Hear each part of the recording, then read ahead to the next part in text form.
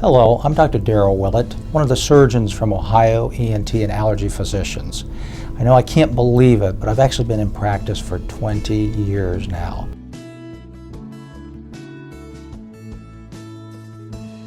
I grew up locally here in Columbus. I went to Bishop Watterson High School.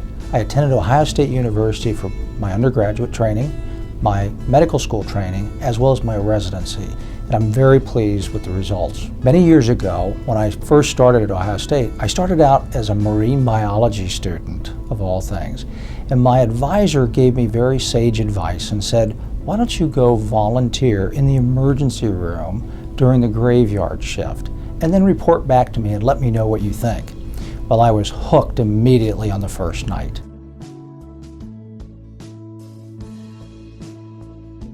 Years ago, Dr. Arthur James from the James Cancer Institute sat me down in his office and he said, Daryl, if you want to go into the most prestigious field of surgery, I think you ought to consider ENT surgery.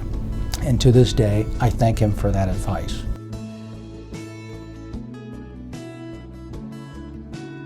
Many years ago, I was doing surgery on a little boy down at Children's Hospital who had scarring in his windpipe and he couldn't breathe. So I did a procedure where I reconstructed his throat with cartilage from his ear, and it all worked out great. And years went by, and I ultimately saw the child in public with his mother, and they came up and thanked me for it. Well, I didn't think much of it at the time, but a few years later, I was driving down the street at Christmas time listening to Sunny 95, Dino and Stacy in the morning, and people were calling in thanking others for certain things. And lo and behold, I hear this mother on the telephone thanking me in public for saving her son's life. And I thank her for that today, because it's people like that that make this worthwhile.